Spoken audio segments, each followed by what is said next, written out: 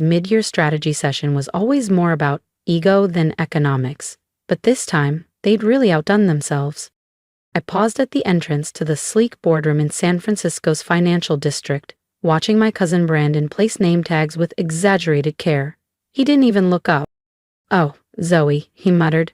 "The overflow space is down the hall, storage room next to janitorial. We need this space for real decision makers." I glanced down at my navy suit, Alexander McQueen, perfectly cut, and thought about the irony. About the folder in my briefcase that could upend everything. "Real decision makers?" I repeated. "You know," he said smugly, "people who count." My Aunt Karen joined in, tugging at the sleeve of her coral blazer. "Not part-time freelancers like you." Freelancer. That's what they called me now. The family letdown who'd left Avery Corp 7 years ago, at 29, to find herself. They had no idea I hadn't just found myself. I'd built something bigger than all of them. Brandon smirked. "Hope you don't mind boxes. Storage is a little cramped lately, but I'm sure you can squeeze in beside the water heater." I thought of the message I'd received that morning. Confirmation that Meridia Capital had just acquired another 6% of Avery Corp's shares. My company now controlled 51%, purchased quietly over 4 years through a labyrinth of holding firms. They had no idea that Meridia Capital was me. "The session starts in 15, Karen said, patting her clipboard like it contained national secrets. "We've got major partners flying in." She gave me a sideways glance. "I'm presenting the SkyTech proposal myself." I bit my lip to stifle a grin. SkyTech was in negotiations with me, directly. They just didn't know the woman behind Meridia yet. "How's the gig life treating you?" Brandon asked with faux sympathy. "Still working out of that tiny co-working space in Soma?" That tiny space was actually the testing ground for one of my incubator ventures. My real headquarters? A 5-story innovation tower with an ocean view and rooftop helipad. "I manage," I said softly, lifting my briefcase. "Storage room's that way," Karen said, waving a hand. "Just don't interrupt."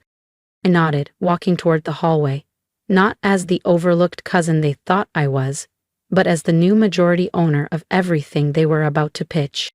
"We have actual business to discuss." I nodded silently and stepped into the so-called storage room, pulling the door shut behind me. The space was cluttered, dim, and smelled faintly of dust and mildew. How fitting, a perfect reflection of how my family saw me, forgotten, unwelcome, tucked away out of sight. 7 years ago, I'd been where Aunt Karen stood now, at the front of the room, hailed as the next generation of leadership at Avery Corporation. Back then, I believed in the company. I believed in legacy. Until I found the files. Environmental negligence disguised as cost-saving, dangerous shortcuts in manufacturing labeled efficiency, labor violations marked as non-issues. When I brought the documents to my uncle, he laughed and waved them away. "It's business, Zoe. Don't get sentimental. If this bothers you, maybe you're not cut out for this world." So I left, quietly. Using the trust my mother had left me, money earned long before she ever married into the Avery dynasty, I built Meridia Capital. The name was my tribute to her, Meredith Lang. A woman who had once told me, "You don't have to inherit power to create it." And I had created it. From scratch, slowly, quietly, and differently. Meridia didn't cut corners. We invested in clean energy, ethical manufacturing, tech built with transparency. While Avery Corp clung to its crumbling hierarchy, I expanded, buying into undervalued firms, stabilizing shaky industries, and positioning Meridia as a silent giant. And now, Avery Corporation had bled trust. Clients were exiting, revenues flatlined. They needed rescue. They just didn't know the lifeline was coming from me. I settled between dusty boxes and old binders, opening my laptop. Through the thin partition wall, I heard voices rising. Karen greeting partners, Brandon posturing with buzzwords. "Mr. Sky, we're thrilled about the direction of the proposal," she gushed. I grinned. SkyTech wasn't here for Avery. They were here for Meridia. For me. The same deal Karen thought she was negotiating had already been finalized, under my name. My phone buzzed. From Maya, assistant team ready, proxy votes secured, board leadership aligned, waiting on your signal. I exhaled slowly, eyes fixed on the flickering fluorescent light overhead. From the storage room of rejection, I was about to claim the seat they all thought was theirs. Another buzz. Maya, Mr. Sky asks if you'd prefer he continued the charade through the entire meeting, or reveal you now. I paused, fingers hovering over the keyboard, then typed back. Let's see how it plays out, but make sure he doesn't sign anything Karen hands him. The storage room door creaked open suddenly. My uncle's newest wife, Camille, 20 years his junior and dressed like she'd wandered off a runway, poked her head in. Zoe, your uncle wants the door shut, says your typing's distracting. I gave a polite nod, wondering how she'd react when she found out her airtight prenup had been quietly acquired by one of Meridia's legal affiliates, along with a thick file of surveillance photos from her Pilates instructor. Through the wall, I heard Uncle Harrison begin. Ladies and gentlemen, thank you for coming, he said, voice rich with practiced gravitas. As you know, Avery Corporation is currently exploring select partnership opportunities. Partnership opportunities, a sanitized phrase for investor lifelines. In reality, they were circling the drain. $200 million, 0 cents short of survival by quarter's end. Coincidentally, that was exactly what Meridia Capital was offering, under very specific terms. I glanced at my screen. Avery Corp's stock had dipped another 2.1% since the market opened, right on schedule. Karen's voice rang through the walls, artificially bright as she launched into her proposal for SkyTech. And with Mr. Sky's investment, she finished, we'll be positioned to expand aggressively across the Western Tech Corridor. Actually, Mrs. Sky's familiar voice cut in, I'm not here for that proposal. The silence was instant. I'm here to meet with the CEO of Meridia Capital. I could almost hear Karen's smile shatter. I'm sorry, she faltered. But this was arranged through Avery. It was, Sky confirmed smoothly. But Meridia now holds a controlling interest in Avery Corp and in multiple vendors you rely on, including my own firm. That's ridiculous, Uncle Harrison snapped. We'd know if someone was buying up our company. I stood, smoothing my blazer, and opened the storage room door. Would you, I said, stepping into view. Like you knew your emissions audits were fabricated, or that your offshore contractors are violating labor laws, or that your clients have already signed with someone more accountable? Every head in the room turned. For the first time in years, they really saw me.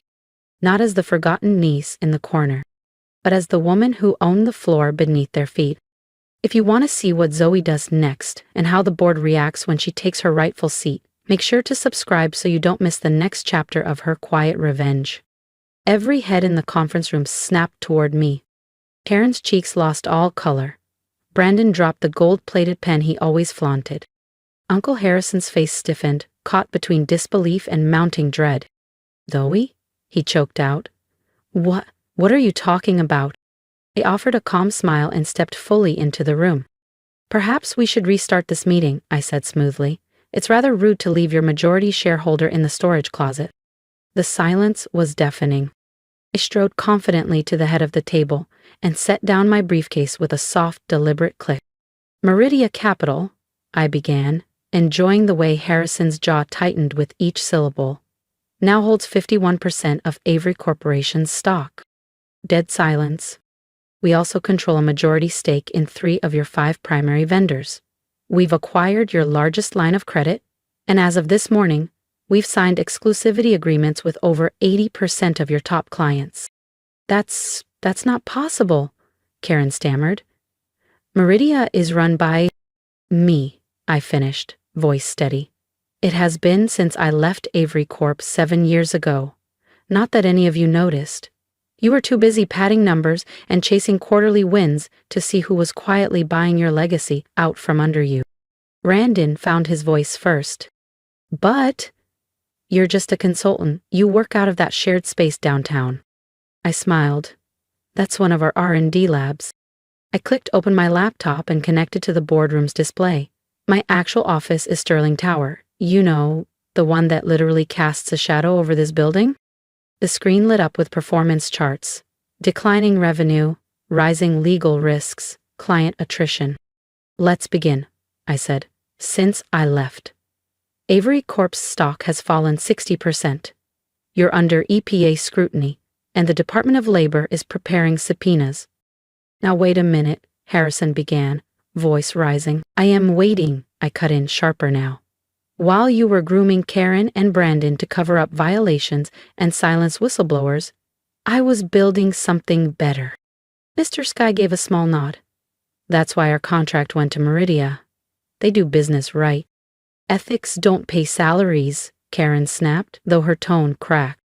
Actually, I advanced the slide, they do. Meridia's profit margins are 30% above industry standard. Because when you respect workers and the law, the returns respect you back. I passed around neatly prepared folders. Inside you'll find Meridia's proposal for Avery Corporation's future. We're prepared to inject $200 million 0 cents in capital, I said evenly, exactly what you need to avoid insolvency. Uncle Harrison narrowed his eyes, his business instincts finally catching up. And what do you want in return? Control, I replied. Full operational authority. The Avery family retains 20% ownership, but all decisions will now go through Meridia Capital's board. I paused. Which means this company and this family is about to change. Brandon gave a weak laugh. You're bluffing. Karen, tell her she can't do this. She's not bluffing, Mr. Sky interjected. Ms. Lang holds 51% of this company. She has legal control, and with proxy support, she has a mandate. She absolutely can. I advanced the presentation to the next slide. A brutal timeline of Avery Corp's violations, fines, lawsuits, OSHA investigations, EPA sanctions. A decade of rot. The choice is yours, I said. Accept our offer and let us rehabilitate this business, or let it collapse under the weight of your shortcuts. Karen's face turned pale. You'd destroy your own family's legacy? This isn't destruction, I replied. This is restoration. Meridia revives companies that have lost their way. We just happen to be starting with ours. Uncle Harrison stood slowly. The fire in his eyes hadn't dimmed, but it was tempered now by something like respect. You planned this, he murmured. All of it. The quiet exit, the shell corporations, the client poaching. I met his gaze. I learned from the best, Uncle. You taught me everything about winning. I softened. But not about how to win. That I learned from Mom. He winced at her name. Meredith Lang, his late sister, had been the only moral voice in the company. After her death, her values were erased from every boardroom decision. Until now. I slid the paperwork across the table. The documents need to be signed today. Your creditors are circling. So is the EPA and the press. Karen clung to Harrison's arm. You can't let her do this. We'll find another investor. Can you? I raised a brow. Check your phones. All around the room, screens lit up. A push notification from Bloomberg. Meridia Capital declares majority ownership of Avery Corp. Immediate restructuring expected. By closing bell, they'd be lucky if anyone bid on their nameplate. The room broke into chaos, voices overlapping, phones buzzing, eyes darting. Brandon sank into his chair, pale and hollow. Karen just stared. Harrison held the contract in both hands, silent. And for once, he read every word. His hands trembled slightly. You'll keep the Avery name, Uncle Harrison asked at last. The company name, yes, I said, but not the practices that poisoned it.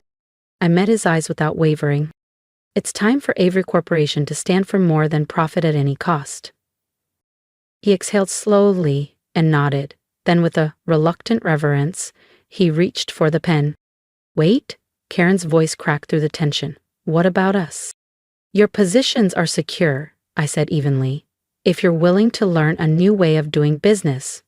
Meridia offers excellent training in ethical governance and responsible leadership. I paused. Or you can walk away with your 20% stake and figure out what comes next. You'd really fire your own family? Brandon asked, stunned. I'd really expect my family to earn their positions, I corrected, just like every other Meridia employee does. The contracts were signed within the hour. As the boardroom slowly cleared, Mr. Sky approached me with a quiet handshake. Brilliantly done, he said. Your mother would be proud. Glanced toward the corner where Karen, Brandon, and Harrison stood in stunned silence, eyes hollow, their world rewritten in an afternoon. A small part of me pitied them, but a larger part knew this was necessary. Not just for the business, but for justice. The next few months were transformational. Avery Corporation's darkest practices were dismantled, one by one. Fair wages and employee protections were prioritized. Sustainability was embedded into every department. Environmental audits weren't just passed, they set new benchmarks. To her credit, Karen surprised everyone. She enrolled in ESG certification programs, attended policy workshops, and earned a genuine role in Meridia's corporate responsibility division. Brandon took longer to adapt, but eventually found his place in community engagement. His charm finally served a purpose beyond distraction. It began rebuilding trust with partners and the public. Harrison stepped down as CEO but remained on as a senior advisor. In time, he came to accept that what I built wasn't an attack on his legacy, but an elevation of it. 1 year later, I stood at the floor-to-ceiling windows of my office in Sterling Tower, watching the city glow below. In the distance, the Avery Corp building stood tall, its old logo now paired with Meridia's ethical business certification emblem. There was a knock. Your uncle's here for the quarterly review, Maya said, and Jennifer just joined him. She brought some notes on the new worker safety initiatives. Send them in, I said with a smile. As they entered my office, not a storage room, I reflected on how far we'd come. Legacy isn't about what you inherit. It's about what you choose to build. Ready to go over the numbers? Harrison asked, looking genuinely eager. I gestured toward the round table, where every seat held equal weight.